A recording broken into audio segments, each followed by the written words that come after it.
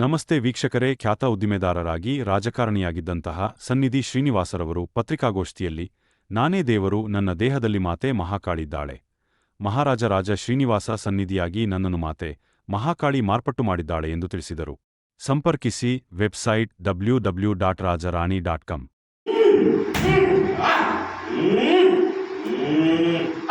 ಮಹಾರಾಜನಾಗಿ ಎಂದು ಎಂದು ಮಹಾರಾಜನಾಗಿ ನುಡಿಯನ್ನು ನುಡಿಯನ್ನು ನುಡಿಯಬೇಕಾಗಿರುವ ಕಾರಣ ಈಗ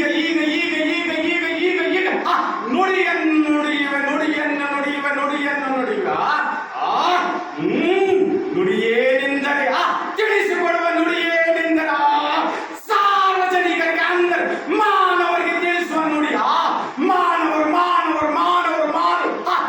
ಮಾನವರಿಗೆ ತಿಳಿಸುವ ನುಡಿಯೇನೆಂದರೆ ಮಾನವರೇ ತಿಳಿದುಕೊಳ್ಳಿ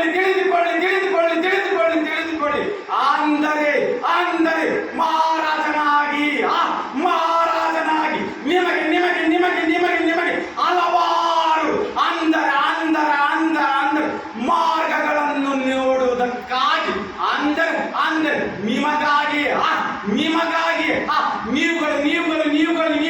ನೀವುಗಳಂದರೆ ಮಾನವರು ಅಪೇಕ್ಷಿಸುತ್ತಾ ಇದ್ದರಲ್ಲವೇ?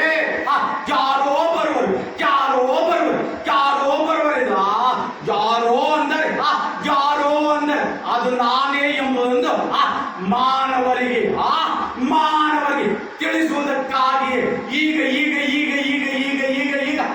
ಮಾನವರಿಗೆ ಮಹಾರಾಜನಾದ ನಾನು ತಿಳಿಸುತ್ತಾ ಇರುವ ವಿಚಾರ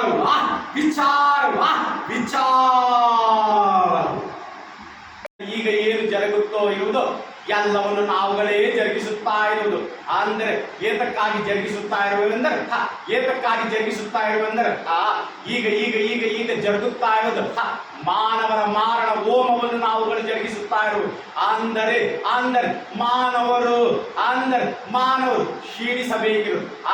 ಅಂದರೆ ನಿಮಗೆ ಅರ್ಥವಾಗುವ ರೀತಿಯಲ್ಲಿ ಅಂದರೆ ಮಾನವರು ಸಂಖ್ಯೆಯಿಂದ ಕ್ಷೀಣಿಸಬೇಕಿರುವುದು.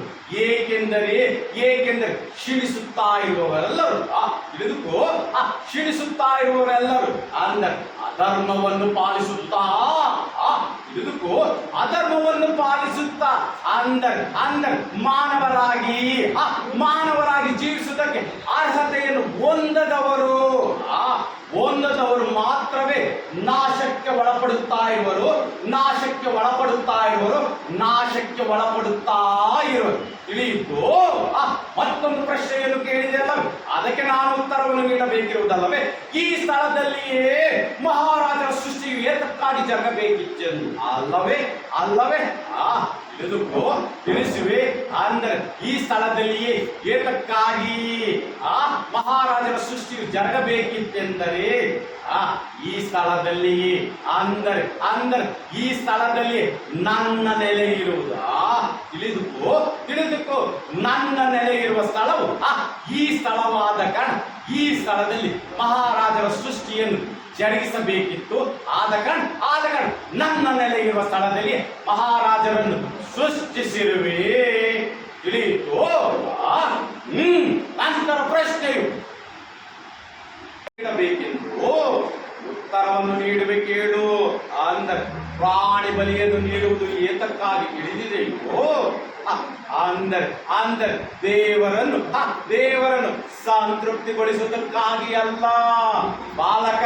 ತಿಳಿದುಕೋ, ದೇವರನ್ನು ಸಂತೃಪ್ತಿಗೊಳಿಸುವುದಕ್ಕಾಗಿ ಬಲಿಯನ್ನು ನೀಡುವುದಲ್ಲ ಬಾಲಕ. ಬಲಿಯನ್ನು ನೀಡುವ ವಿಚಾರವೇ ಮತ್ತೊಂದಿರುವುದು ಬಾಲಕ. ತಿಳಿಸುವೆ ಬಾಲಕ. ಬಲಿಯನ್ನು ನೀಡುವುದು ಅಂದರೆ ಬಲಿಯನ್ನು ನೀಡುವುದು ಏತಕ್ಕಾಗಿ ಎಂಬುದನ್ನು ಈಗ ತಿಳಿಸಿಕೊಡುವ ಬಾಲಕ. ಈಗಲೇ ತಿಳಿಸಿಕೊಡುವ ಬಾಲಕ. ಅಂದರೆ ದೇವರಿಗೆ ಬಲಿಯನ್ನು ಏತಕ್ಕೆ ನೀಡುವರೆಂದರೆ ಬಾಲಕ, ದೇವರಿಗೆ ಬಲಿಯನ್ನು ಏತಕ್ಕೆ ನೀಡುವರೆಂದರೆ ದೇವರು ಅಪೇಕ್ಷಿಸಿರುವ ಬಲಿಯಲ್ಲ ಬಾಲಕ. ತಿಳಿದುಕೋ, ದೇವರು ಅಪೇಕ್ಷಿಸಿರುವ ಬಲಿಯಲ್ಲ ಬಾಲಕ.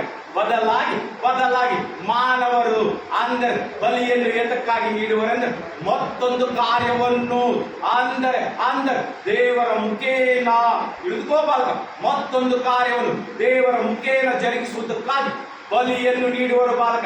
ಬಲಿ ಎಂದರೆ ಬಾಲಕ ಒಂದು ಜೀವಿಯನ್ನು ನಿರ್ಜೀವಗೊಳಿಸುವುದು ಬಾಲಕ. ಒಂದು ಜೀವಿಯನ್ನು ನಿರ್ಜೀವಗೊಳಿಸುವುದು ಬಾಲಕ. ಜೀವಿಯನ್ನು ಏತಕ್ಕಾಗಿ ನಿರ್ಜೀವಗೊಳಿಸುವರು ತಿಳಿದಿದೆಯೋ ಬಾಲಕ? ಏತಕ್ಕಾಗಿ ನಿರ್ಜೀವಗೊಳಿಸುವರೆಂದು ತಿಳಿದಿದೆಯೋ? ತಿಳಿಸುವೆ ಕೇಳು ಬಾಲಕ, ತಿಳಿಸುವೆ ಕೇಳು ಬಾಲಕ. ಅಂದರೆ ಜೀವಿಯನ್ನು ನಿರ್ಜೀವಗೊಳಿಸುವುದು ಏತಕ್ಕಾಗಿ ಗೊತ್ತೇ ಬಾಲಕ? ತಿಳಿಸುವೆ ಕೇಳು ಬಾಲಕ. ಒಂದು ಜೀವಿಯನ್ನು ನಿರ್ಜೀವಗೊಳಿಸಿದ ನಂತರ ಆ ಜೀವಿಯು ನಿರ್ಜೀವಗೊಂಡ ಜೀವಿಯು ಆತ್ಮರೂಪದಲ್ಲಿರುವುದು ಬಾಲಕ. ತಿಳಿದುಕೋ, ಆ ನಿರ್ಜೀವಗೊಂಡ ಜೀವಿಯು ಆತ್ಮರೂಪದಲ್ಲಿರುವುದು ಬಾಲಕ. ಆತ್ಮರೂಪದಲ್ಲಿರುವ ಜೀವಿಯನ್ನು ನಿರ್ಜೀವಗೊಂಡ ಜೀವಿಯು ಆತ್ಮರೂಪದಲ್ಲಿರುವುದಲ್ಲವೇ?